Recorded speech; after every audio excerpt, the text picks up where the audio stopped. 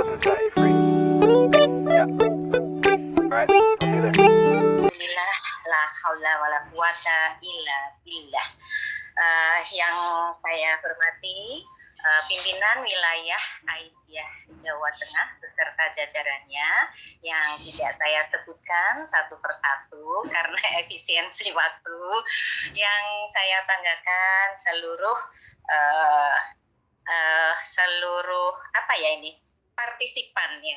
partisipan perempuan mengaji pada pagi hari ini yang senantiasa dirahmati Allah Subhanahu wa Ta'ala. Syukur alhamdulillah senantiasa kita persembahkan kehadiratnya, bahwasanya di pagi ini kita diperkenankan untuk bermuajahah, kemudian bersilaturahim, berbagi pengalaman atau sharing dalam keadaan sehat walafiat. Salawat serta salam semoga senantiasa terlimpahkan pada junjungan kita Nabi Agung Muhammad Sallallahu Alaihi Wasallam beserta keluarga maupun sahabat-sahabatnya. Baiklah, ibu-ibu yang berbahagia, kali ini perempuan mengaji tidak menggunakan PPT ya, Mbak Amil. Ini Mbak Amil tersenyum-senyum. Nanti kalau saya pakai PPT, nanti malah kepontal-pontal seperti Mbak Amilah kemarin itu ya. Waktunya tidak cukup, yang dibahas belum selesai. Jadi ini agak lain, agak nyeleneh, tidak menggunakan PPT. Nah, apa yang ingin kami sampaikan pada perempuan mengaji kali ini, yakni sekedar sharing. Kami ingin mengenang kembali sejarah yang 30 tahun lebih yang kami alami dalam keluarga kami. Karena kenapa kami membawa topik pembicaraan ini di dalam perempuan mengaji? Karena selama ini banyak request, banyak pertanyaan-pertanyaan. Gimana dulu masuk Islam? Tolong diceritakan. Nah, itu kalau bercerita itu cukup memakan waktu lama. Kemudian satu orang bertanya harus dijawab satu, orang kedua nanti bertanya dijawab lagi. Nah, mudah-mudahan yang request itu pada pagi hari ini bisa menyaksikan. Nah, apa yang kami sampaikan pada pagi hari ini tidak ada sama sekali maksud untuk melakukan ujaran kebencian. Saya ulang ya, pengalaman kami ini nanti kami sampaikan dalam rangka justru untuk menyampaikan ujaran kebaikan, ujaran kecintaan. Ujaran kebaikan, ujaran kecintaan terhadap apa? Terhadap kebenaran. Ya. Jadi sekali lagi kami hendak menyampaikan ujaran kebaikan, ujaran kecintaan terhadap kebenaran. Nah, inilah maksud kami. Nah, baiklah, saya harus flashback ini. Tadi yang membaca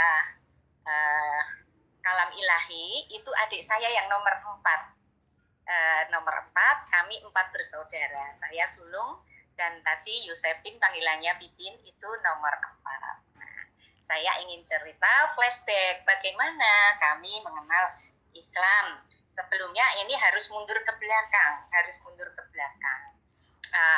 Kami berempat lahir dari keluarga yang bapaknya, ayah saya dulu berasal dari keluarga Muslim. Aslinya Purworejo, namun konon bapak saya kelahirannya Jakarta, tetapi keturunan Purworejo. Kemudian ibu saya keturunan dari Magelang. Bapak saya Muslim bertemu dengan ibu saya yang Katolik Roma. Nah, kemudian menikahlah dan bapak saya berpindah agama mengikuti ibu saya. Lahirlah kami 4 orang anak. Saya anak pertama, nomor kedua laki-laki, nomor 3 perempuan ada di sini, nanti nama panggilannya Yanti, Kristiana Murianti panggilannya Yanti, dan yang keempat yang bungsu yaitu Pipin tadi. Nah, kami lahir dari keluarga Katolik, dibaptis, kemudian disekolahkan di sekolah Katolik. Saya dari TK sampai SMA di sekolah Katolik, begitu juga dengan adik-adik saya. Nah, yang unik, yang nomor 3 dan nomor 4 itu. Kalau saya SMA lulus dengan ijazah dari SMA Katolik, adik saya bersekolah di yang terakhir di SLTA-nya itu SMA Katolik, tapi ijazahnya SMA Al-Islam Solo. Nah, ini keunikannya nanti bisa kita dengarkan. Nah, tumbuhlah kami sebagai remaja-remaja dari keluarga Katolik. Kami sebagai umat Katolik, ya hidup kami normal-normal, kami bahagia, enjoy saja dengan agama kami. Bahkan saya khususnya pribadi merasa sebagai salah satu orang yang berbahagia yang beragama Katolik. Karena apa? Karena orang-orang seperti saya ini sudah dijamin nanti kalau meninggal akan masuk surga karena dosa-dosa kami sudah ditebus oleh Sang Penebus yaitu Yesus. Nah, dalam doktrin dogma agama kami seperti itu. Jadi kami bahagia-bahagia saja, bahagia.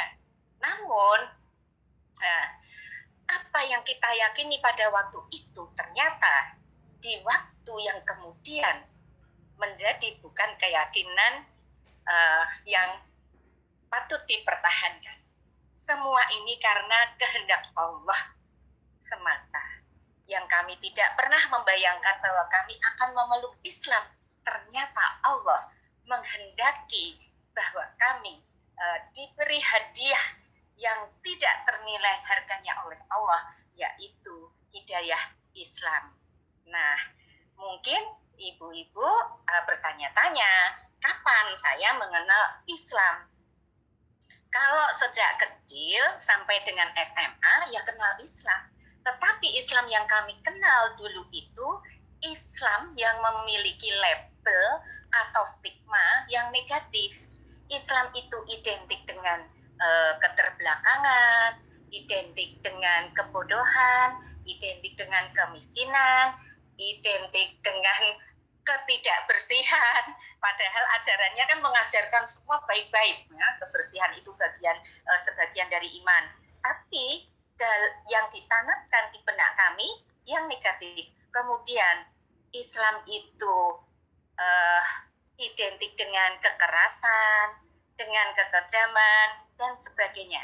Yang kami tahu sebatas itu dari lingkungan keluarga maupun lingkungan pendidikan kami. Ini adalah fakta dan saya tidak bermaksud sekali lagi selalu saya ulang-ulang, tidak ada ujaran kebencian, tetapi ini sekedar sharing saja. Nah, akhirnya begitu lulus dari SMA, ternyata Allah berkehendak memberikan hidayah saya melalui bangku kuliah yang saya tempuh, yaitu di Fakultas Hukum Undip. Di Fakultas Hukum Undip di tahun pertama, kami tidak ada permasalahan dengan saya, khususnya kok kami. Saya tidak ada permasalahan dengan keimanan dengan agama saya. Nah, baru tahun kedua mulailah keyakinan saya sedikit terusik dikarenakan saya harus menempuh mata kuliah yang namanya hukum Islam.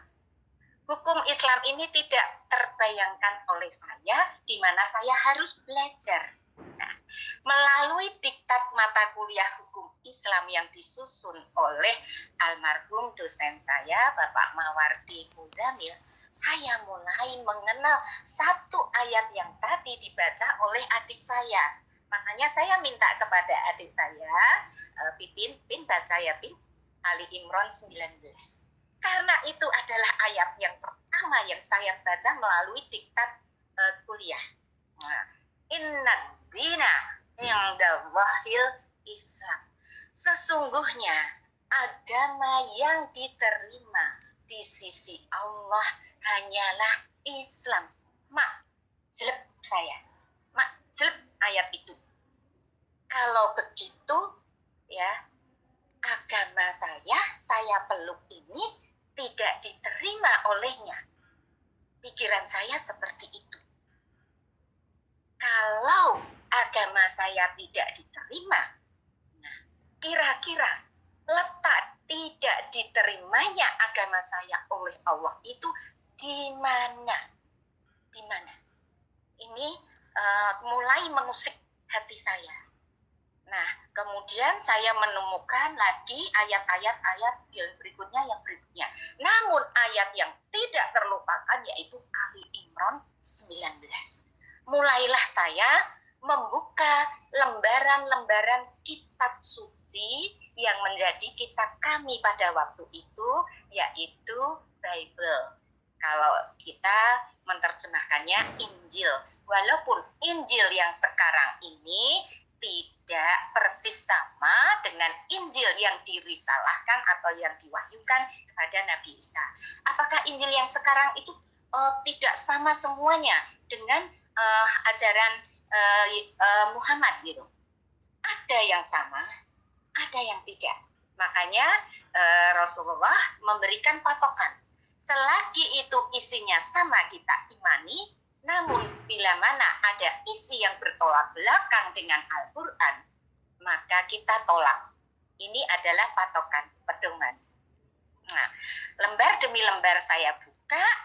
Nah, saya menemukan di satu surat, ini yang ringan saja, yaitu di dalam kitab Keluaran. Di situ ada larangan, firman Tuhan begini, janganlah kamu membuat patung. Nah, tercengang saya, tercengang. Ternyata ada larangan membuat patung di dalam kitab Keluaran.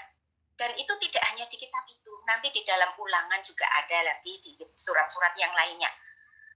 Kalau di dalam kitab saya dilarang membuat patung, kenapa saya kalau melakukan ibadah di gereja ataupun di rumah, saya selalu menghadap patung? Pertanyaan-pertanyaan itu. Kemudian ada lagi halal haram. Nah, di kalangan kami yang namanya makan makanan daging babi lah, itu dimakan. Ternyata di dalam perjanjian lama itu haram. Banyak lagi, singkat cerita, saya menemukan banyak sekali surat-surat, ayat-ayat yang sebelumnya tidak pernah saya baca. Saya mulai membaca itu justru karena Ali Imran 19. Kemudian ketika saya mendapatkan surat Al-Ikhlas, mulailah saya berpikir kembali. Di mana kalau di dalam iman Kristiani, kami tidak boleh menggunakan akal pikiran untuk memikirkan masalah Trinitas, namun kali ini saya berontak. Pikiran hati berontak untuk memikirkan masalah Trinitas. Saya menemukan di dalam perjanjian baru, nah ini ada di dalam beberapa, dalam 4 surat itu semuanya ada. Injil Matius, Markus, Lukas, dan Yohanes. Ya, masalah ketuhanan Yesus. Nah, ternyata saya menemukan beberapa ayat yang menyebutkan bahwa Yesus adalah utusan. Yesus adalah utusan. Nah, kemudian ada ucapan, kami percaya bahwa engkau diutus oleh Dia. Nah, Dia. Itu banyak sekali ayat. Nah, inilah saya mulai. Nah, kalau Yesus itu Tuhan, kenapa Ia berdoa? Kalau Yesus itu Tuhan, kenapa Dia ada perasaan takut untuk disalib, kemudian minta perlindungan kepada Tuhan? Ketika Yesus itu disalib, kenapa memanggil Tuhan yang lain? Kemudian ketika sakratul maut, Dia menyerahkan nyawanya kepada Tuhan yang lain. Singkat cerita, saya tidak berbicara panjang lebar karena nanti ada porsi untuk dua adik saya. Ini masih jeda, ini sesi saya, nanti kemudian ada sesi dua adik saya, dan singkat cerita, begitu saya sudah tidak meyakini agama saya dengan kitab saya, mulailah saya membuka lembaran-lembaran terjemah kitab suci Al-Quran. Saya buka. Bahkan sampai sekarang Al-Quran itu masih ada dan terjemahan Depak ya. Kalau dulu kan Depak tahun 80-an atau di bawah 80-an itu. Nah, itu sampai sekarang ada. Saya baca lembar demi lembar. Kemudian banyak sekali saya menemukan ilmu-ilmu yang itu justru banyak persamaan antara risalah Muhammad dengan risalah Yesus, terutama adalah risalah Tauhid. Nah, singkat cerita, setelah membaca terjemah Al-Quran, saya membaca buku-buku perbandingan agama. Jadi kami ini belajar secara otodidak, tidak ada pendamping. Secara otodidak, kemudian selain membaca kitab-kitab,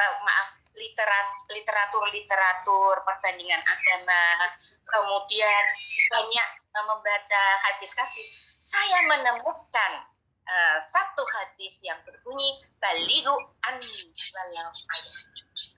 Saya sudah menemukan kebenaran. Kebenaran itu saya sudah temukan, saya sudah yakin dengan Islam, maka kebenaran Islam itu saya sampaikan, saya bawa ke rumah. Saya sampaikan kepada siapa? Kepada dua adik saya yang saat ini hadir dengan saya. Nah, kenapa kok tidak kepada orang tua? Saya sangat paham sekali siapa bapak saya, siapa ibu saya. Kemudian kenapa kok tidak dengan adik yang nomor 2, laki-laki? Adik saya yang nomor 2 selepas dari SMP melanjutkan sekolah di Seminari Mertoyudan Magelang, sekolah calon pastor. Kemudian melanjutkan ke seminari tinggi sehingga menjadi seorang frater di Jogja. Jadi kami yang di rumah itu bertiga, saya dengan dua adik saya. Mulai saya kenalkan Islam dengan cara seperti ketika saya dulu membaca Bible. Nah, di dalam Alkitab seperti ini. Alkitab saja yang kami singgung itu. Umpamanya penciptaan tentang alam semesta ya. Tuhan itu menciptakan alam semesta itu siang dan malam itu sudah disebut pada hari pertama. Memisahkan yang gelap dengan yang terang. Yang terang itu disebut siang, yang gelap itu disebut malam. Nah, ini hari pertama. Nah, kemudian ternyata itu kan menciptakan kalau di dalam Bible itu dalam 6 hari. Pada yang hari keempat, Tuhan itu menciptakan benda penerang, yaitu matahari dan bulan. Untuk siang, bulan itu untuk. Nah, berpikir, kalau siang itu sudah ada sejak hari pertama, kenapa benda-benda seperti matahari dan bulan itu pada hari keempat? Mestinya itu sudah ada sejak penciptaan hari pertama. Singkat cerita, dalam waktu yang relatif singkat, dua adik saya itu tidak lama seperti saya. Kalau saya mempelajari itu cukup lama, hingga hampir 5 tahun, sedangkan adik saya itu tidak kurang dari 1 tahun. Kisarannya hanya mungkin antara 7 bulan atau 8 bulan. Ya, tidak ada 1 tahun. Kemudian dua adik kami tidak yakin dengan kekatolikannya, akhirnya kami bertiga memeluk Islam. Kemudian ketika kami diketahui oleh dua orang tua kami tentang keislaman kami, maka reaksi orang tua kami bertiga diminta keluar dari rumah, diputus segalanya oleh orang tua saya. Nah, dari sini saya jeda dulu. saya jeda dulu karena nanti ada kelanjutannya. Jadi baru saya dengan dua adik saya, kami bertiga. Nah, ada cerita-cerita unik di saat kami menjadi mu'alaf. Dua adik saya waktu itu kelas 2 SMA, kemudian terus karena ya ada tragedi pada saat itu ya, sehingga harus keluar dari sekolah kami dan akhirnya nanti saya minta adik saya yang bercerita. Nah, sesi berikutnya mau Pipin atau Yanti dulu? Halo? Ya, Yanti. Yanti dulu? Iya. Ya, silahkan adik saya yang ketiga masuk. Yanti.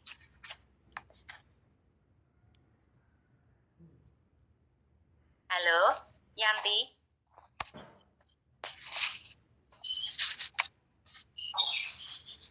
Nggak connect ya, Yanti? Speakernya masih di mute. Masih di mute. Oh, masih di mute. Tolong di telepon apa? Sudah. Ya. Nah, ini Pipin minta Yanti dulu. Yanti dulu katanya Pipin. Ya, ayo Yanti silahkan. Ini adik yang ketiga ini. Sama-sama kelas 2 SMA waktu itu karena selisihnya nggak jauh ini kakak beradik ini. Sundulan. Assalamualaikum warahmatullahi wabarakatuh. Waalaikumsalam warahmatullahi wabarakatuh. Terima kasih atas kesempatan yang telah diberikan. Yang kami hormati ibu-ibu peserta Zoom pengajian perempuan mengaji.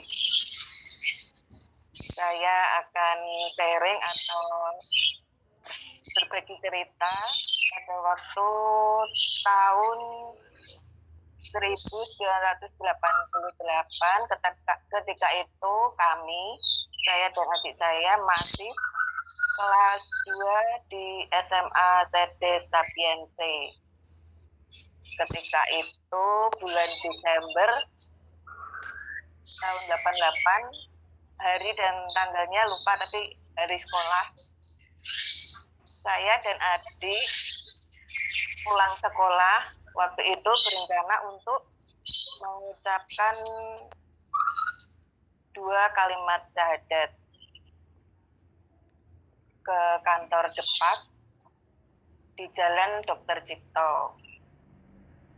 Dan kemudian siang hari itu panas sekali. Setelah sampai di kantor Depak, di sana sudah ditunggu oleh Ibu Maria Lutfi yang sekarang menjadi pembina di MCA, Mu'alaf Center ICU. Kemudian juga di sana ada Bapak Rikal Duri almarhum, Bapak Munif, dan kemudian Bapak Ahmad Yani almarhum yang membimbing kami untuk membaca 2 kalimat syahadat. Pada waktu itu udara panas sekali, tapi entah mengapa setelah mengucap syahadat itu hujan turun lebat sekali.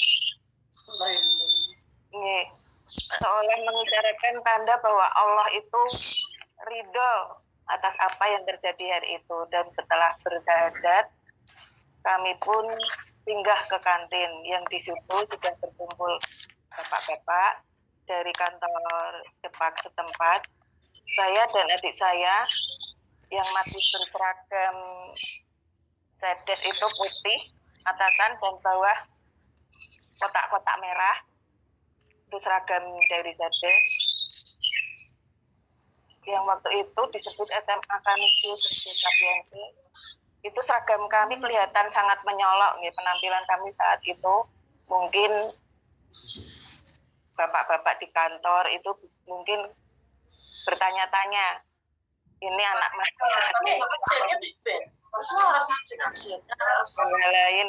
Tapi terus bapak-bapak itu menanyakan pada kami dan terus kami menanyakan Bu, ngaji Bu. Yang panjang saja. kami ke kantor Depak itu bahwa kedatangan kami ini yaitu untuk mengucapkan 2 kalimat syahadat dan kami sudah mengikrarkannya. Pada saat itu bapak-bapak yang mendengar langsung bertakbir dan begitu senang sekali dengan apa yang telah kami utarakan. Bapak-bapak itu menerima kami sebagai anak mereka karena setelah itu hubungan kami dengan mereka terus lanjut sampai Yai sebagainya. Mungkin hanya itu sekedar kecil dari pengalaman dari saya. Mohon maaf apabila ada kata-kata yang kurang berkenan. Wassalamualaikum warahmatullahi wabarakatuh. Waalaikumsalam warahmatullahi wabarakatuh. Saya selani sebentar ya. Jadi memang kami waktu itu ya, bagi kami kalau akan mengucapkan 2 kalimat syahadat, yang ada di benak kami itu KUA waktu itu. KUA, tapi kami mencari informasi, datang ke KUA di tempat kami tinggal, yaitu di daerah Pedurungan. Petugas KUA pada waktu itu, lah kalau mau masuk Islam harus izin dulu dengan orang tuanya. Nah, mana bisa dapat izin? Nah, kami tidak akan diizinkan, Pak. Nah, tidak ada yang berani membimbing kami bersahadat, kecuali saya yang lebih dulu. Saya bersahadat secara diam-diam di hadapan seorang ulama di tempat tinggal kami yang sekarang juga sudah almarhum. Saya mengucapkan di sana secara diam-diam. Sama kejadiannya dengan ketika 2 adik saya berikrar di Depak. Pada waktu itu yang lagi musim kemarau, ketika saya mengucapkan 2 kalimat syahadat dibimbing oleh almarhum Bapak Ja'far Shodiq, hujan sederas-derasnya. Dan saya waktu itu sebelum mengucapkan 2 kalimat syahadat, saya dimandiin oleh Ibu almarhum Bu Ja'far. Nah, kemudian saya di musola, waktu itu di musola, tidak ada yang tahu dan saat itu hujan deras sekali. Dan ketika saya pulang, pembantu kami, asisten rumah tangga kami menanyakan, habis udanan ya Mbak? Habis kehujanan. Saya bilang iya, padahal saya habis mandi besar. Andaikan saya basah rambut saya pulang ke rumah, tidak ada hujan, kok rambutnya basah, ada apa? Ternyata inilah juga hal yang tidak saya duga. Jadi saya mandi basah itu, hujan deras, saya pulang ke rumah. Itu yang pengalaman saya. Kemudian karena kesulitan dari KUA mendapatkan bimbingan, akhirnya saya mulai mencari teman saya yang muslimah itu siapa. Ketemulah di album foto alumni, saya menemukan adiknya Mbak Upi yang itu teman kuliah saya satu jurusan di hukum internasional. Kemudian saya datangi rumah adik Mbak Upi yang berarti ya di rumahnya Mbak Upi. Kami utarakan kepada Mbak Upi, Mbak Maria Lutfi yang MC-nya sekarang ini saksi hidup sejak kami menjadi mu'alaf ya. Nah, saya bercerita, Mbak, ini adik-adik saya mau berikrar tetapi tidak bisa, oleh KUA harus izin, yang tidak mungkin diizinkan. Akhirnya Mbak Upi memfasilitasi, akhirnya kami diajak ke Depak, itu ceritanya, dengan memakai rok yang di 5 cm di atas lutut karena seragamnya itu kalau selutut saja harus diangkat, itu disuruh diangkat lagi. Jadi lutut 5 cm di atas lutut itu harus kelihatan, itu seragam SMA kami dulu. Nah, itu sedikit tambahan. Sekarang sesi berikutnya ini si bontot. Si bontot yang paling besar. Silakan Pin, setelah dari Sedes kemana sekolahnya? Ya, baik. Assalamualaikum warahmatullahi wabarakatuh. Waalaikumsalam Terima kasih. warahmatullahi wabarakatuh. Terima kasih atas waktu yang diberikan kepada saya. Pengalaman selanjutnya yang sangat membekas ya dalam benak saya adalah setelah saya dan kakak yaitu Mbak Yanti beberapa bulan meninggalkan rumah ya oleh Bu Upi juga Pak Prikel dan tim kita dihijrahkan di sebuah kota yaitu di Solo. Kita bersekolah di sana dan suatu hari pengalaman yang sangat berkesan itu suatu siang itu saya bersama teman sedang melangkah menuju warung ya di depan sekolah itu.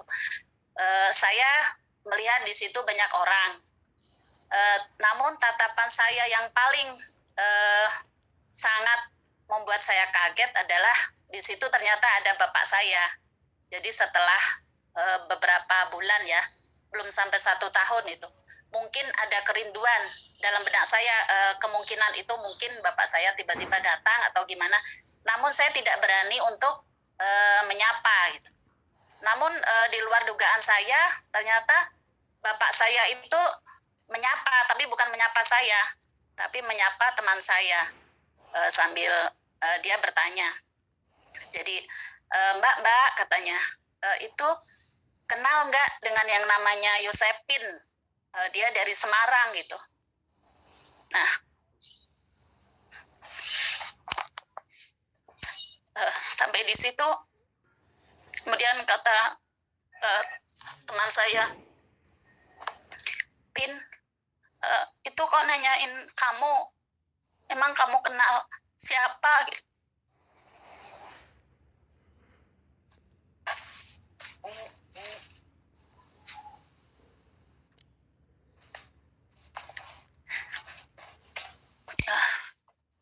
Dalam hati saya, iya itu bapak saya, cuman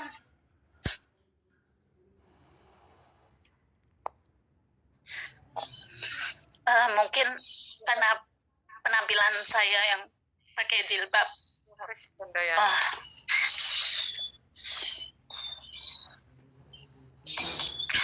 Jadi bapak saya tidak mengenali saya. Kemudian saya coba diam, sibuk dengan perasaan saya sendiri. Kemudian saya melihat tajam ke bapak saya. Coba bapak saya masih nggak mengenali saya. Ternyata setelah saya pandang agak lama, bapak saya memberanikan diri untuk melihat saya. Dan sambil memberanikan diri, bapak saya langsung bertanya kepada saya, kamu kok seperti Pipin ya katanya. Pipin anak saya yang di Semarang itu. Kamu Pipin kan katanya. Dia bertanya lagi. Terus saya tanpa pikir panjang, saya langsung mengangguk. Dan di tengah orang banyak di warung itu, bapak saya memeluk erat saya. Mungkin karena tanda kerinduan dia yang sudah sangat lama nggak ketemu. Ternyata kita dipertemukan di sebuah warung di situ. Jadi saya merasa, ya Allah, ini anugerah banget bisa ketemu salah satu keluarga saya, yaitu bapak. Karena waktu itu kan ibu kan belum bisa menerima keislaman kami. Jadi sepertinya bapak dulu yang digerakkan oleh Allah untuk bertemu dengan saya dan kakak. Itu mungkin pengalaman tak terlupakan dari saya sampai saat ini. Itu saja pengalaman dari saya. Mohon maaf karena ini terbawa perasaan. Jadi melo. Sekian dari saya. Wassalamualaikum warahmatullahi wabarakatuh. Waalaikumsalam warahmatullahi wabarakatuh. Kalau diceritakan pengalaman-pengalaman yang unik-unik itu banyak sekali ibu-ibu, sangat banyak. Itu hanya secuplikan kecil dari pengalaman-pengalaman atau cerita-cerita yang kami alami. Jadi bapak saya mencari adik saya Itu karena satu, ada kerinduan. Tapi bapak saya datang ke sekolah adik saya itu tidak sendiri. Ternyata dengan kakak apa itu? Putranya Pak D itu kakak sepupu ya. Kakak sepupu. Jadi begini, saya menoleh ke belakang kembali ya. Begitu bapak saya itu keluar dari Islam, keluarga dari bapak saya yang muslim itu banyak yang berbondong-bondong dikatolikan oleh ibu saya. Antara lain itu tadi Mas Kanto ya, Pin ya, kemudian Dikmah dan sebagainya, banyak sampai beranak pinak. Nah, Mas Kanto dengan bapak saya, terutama Mas Kanto itu membawa misi ke Solo. Dan saya pun juga berkali-kali ditemui. Apa kamu tidak khawatir ibumu punya penyakit jantung? Kalau ibu ada apa-apa dengan ibumu bagaimana? Jadi kami ditakut-takuti itu juga. Ditakut-takuti. Tapi selalu kami menyeport adik, kita hanya takut kepada Allah. Ibu kita, tetapi ibu itu miliknya Allah, bukan milik kita. Serahkan semuanya pada Allah, insya Allah kita berpijak pada agama Allah, semuanya akan baik-baik saja. Itu prinsip kami.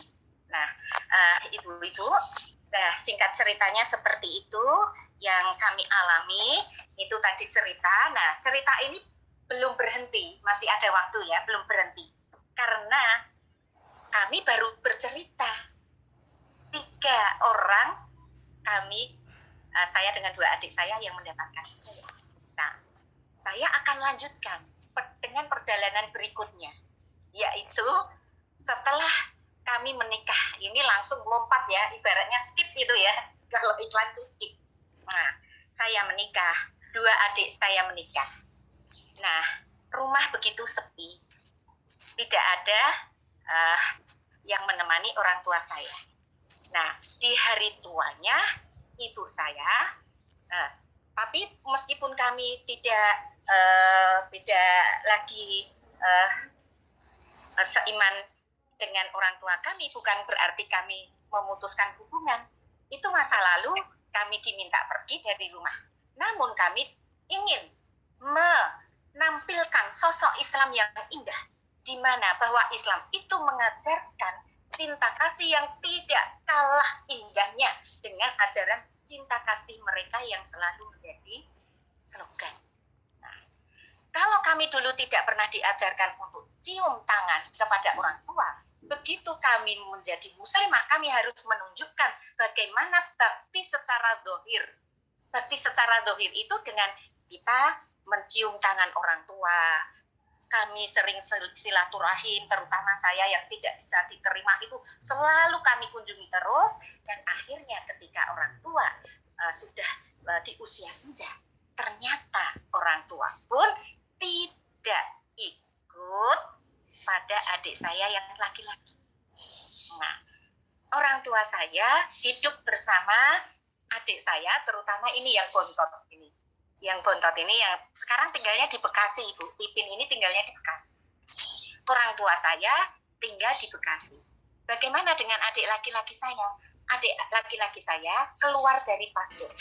Bagi dia, kami ini adalah aib. Keluar dari pastor, menikah, dan sebagaimana layaknya keluarga Katolik, ya seperti itu. Namun, ternyata orang tua saya tidak ikut adik saya yang sama agamanya, tetapi justru ikut kami, terutama pada Pipin di Bekasi. Nah, ketika usia makin sepuh, pada tahun 2010, ibu saya mengirimkan bapak saya ke saya di Semarang. Ibu saya tidak sanggup merawat bapak saya dengan alasan yang sekian banyak, yang tidak perlu saya utarakan. Ada kekecewaan, mungkin ada kekecewaan karena bapak saya ya banyak hal-hal yang tidak bisa diterima oleh ibu saya, kemudian dikirim ke saya ke Semarang. Pada saat saya menerima bapak saya, sungguh bagaikan seperti disambar petir.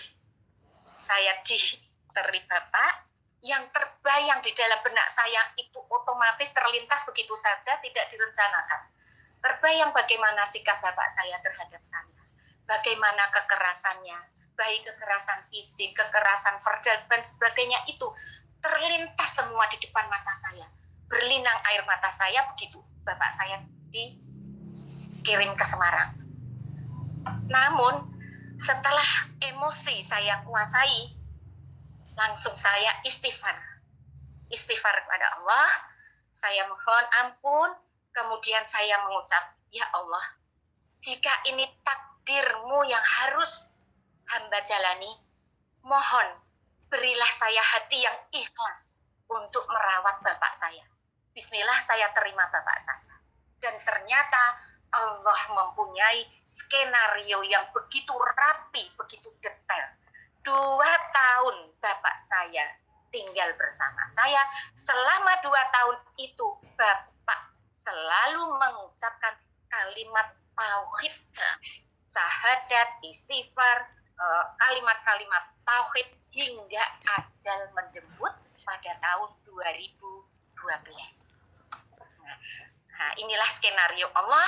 Ternyata Allah hendak mengembalikan agama bapak saya ke dalam keangkuhan Islam, dan meninggallah bapak dalam keadaan husnul khotimah, dalam keadaan beragama Islam.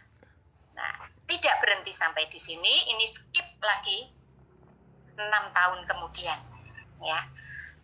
Ibu-ibu, kami kalau selalu berdiskusi dengan orang tua kami ataupun dengan adik kami, tidak akan pernah ada titik temu.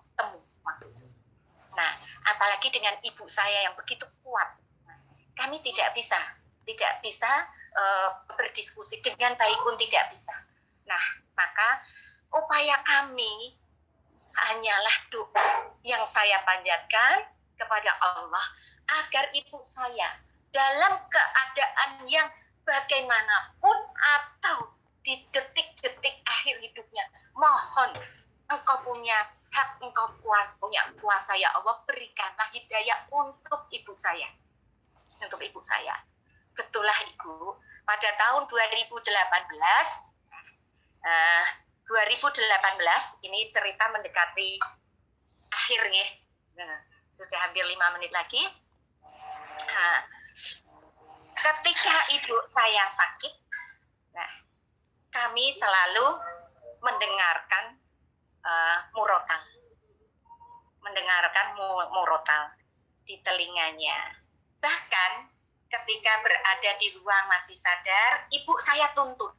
Saya tuntun, ibu, ayo bu, mengucapkan Allah, Allah, Allah, itu saja yang paling mudah. Ibu saya mengucapkan Allah, Allah, Allah, begitu terus. Sampai di saat itu sudah beberapa lama ya Bu, di rumah sakit sudah lama, kemudian dipulangkan di rumah di Bekasi, dirawat adik saya, itu dirawat di rumah juga cukup lama. Tiap hari, tiap saat, murotal itu tidak pernah putus. Ada 2 kejadian yang ini tidak pernah terlupakan seumur hidup saya. Bulan Maret dan bulan April. Bulan Maret, ketika saya berada di Bekasi, kalau di tempat adik saya membuka Al-Quran itu random. Yang saya baca itu random. Saya ketemu surat Al-An'am. Buka, saya baca surat Al-An'am, terutama yang paling saya ingat ayat 161 sampai dengan 164. Saya tidak akan baca sini karena tidak cukup waktu, mohon silahkan dibuka. Di situ adalah Allah berfirman, agama Ibrahim adalah agama yang benar, agama yang lurus, dan seterusnya. Allah itu tidak ada sekutunya, dan seterusnya. Nah itu, ketika surat itu saya bacakan, saya tidak tahu sama sekali, saya harus itu membaca saja sambil melirak-lirik itu, karena saya membacanya di samping ibu. Air mata bercucuran, air mata ibu saya. Ini saksinya adik saya. Ya, Pin, dulu. Ya, saya panggil Pipin. Pin, ya. saya panggil semua gitu. Ini ibu menangis. Terus berurayan. Kemudian kami perhatikan terus, Kemudian saya baca terjemahnya. Mungkinkah ini hidayah dari Allah? Saya yakin ini hidayah dari Allah. Itu yang Maret. Saya pulang ke Semarang, kemudian pada bulan April, saya tidak bisa dipenggak oleh suami saya minta izin, tolong. Ini saya sudah tertunda lagi. Saya pengen nengok ibu ke Bekasi. Saya akhirnya diizinkan oleh suami, saya naik kereta sendiri ke sana. Saat itu jam 3, kemudian selepas subuh, saya membaca surat juz 8 ya, membaca Al-Quran juz 8. Kalau ini bukan random, tetapi saya membawa khusus juz 8 dari rumah. Kenapa saya membawa juz 8? Karena saya punya tugas setoran untuk membaca juz 7 dan juz 8. Juz 7 sudah selesai, sudah rampung di rumah. Yang juz 8 itu belum rampung. Saya bawa ke Bekasi, saya baca lagi. Di samping ibu, ternyata ketika saya membaca itu tidak tahu kalau juz 8 itu ternyata ada surat Al-An'am. Saya tuh tidak hafal. Juz ini isinya surat ini saya tidak hafal. Nangis lagi ibu saya, baru saya tercengang. Loh, iya kok aku baca ini lagi. Adik saya menyaksikan lagi. Setelah selesai membaca, yuk ibu kita potong rambutnya, kita keramasi, kita bersihkan sebersih-bersihnya, melebihi hari biasanya. Entah kenapa hati kami digerakkan saat itu. Setelah dipotong, ini menantu ibu, suaminya Pipin itu yang memotong, yang membersihkan mulutnya itu Bu, sampai sedemikian rupa, tidak jijik itu suaminya Pipin ini, bersihkan begitu bersih. Ya Allah, ternyata Allah menghendaki bahwa malamnya ibu saya diundut, dan kami yakin ibu diundut dalam keadaan husnul khotimah. Ini bukan suatu kebetulan. Surat Al-An'am saya baca dalam waktu yang berbeda, sama persis, tidak direncanakan. Ya Allah, saya yakin. Kemudian kami rawat ibu kami, jenazahnya secara Islam, dan itulah dalam keluarga kami. Setelah kami bertiga mendapatkan hidayah, Allah menurunkan hidayahnya kepada bapak dan ibu saya, dan sekarang di dalam keluarga kami masih tersisa adik saya yang laki-laki. Itu pun kami tidak putus untuk mendoakan agar adik saya yang laki pun nanti mendapatkan hidayah dari Allah. Begitulah ibu-ibu sekalian, sudah pukul 8.30 persis saya mengaturnya.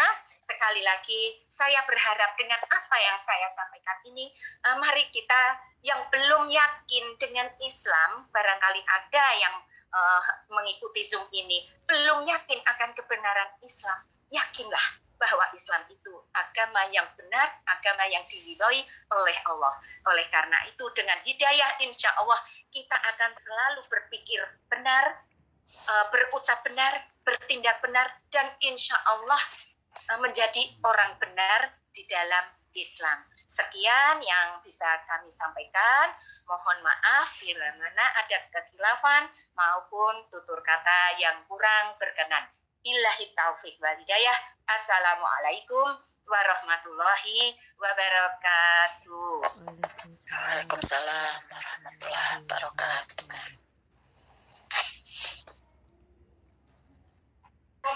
Monggo, Bu Upi. Bu Upi. Oh, Mbak. Bu Maria Lutfi, saya kembalikan atau ditutup saja? Waktunya sudah habis, nggih? Ditutup aja, Dek. Tutup saja. Oh, nggih. Oh ya, baiklah. Ibu-ibu, marilah kita akhiri dengan membaca hamdalah, kemudian doa kafaratul majlis nggih. Alhamdulillah Rabbil alamin.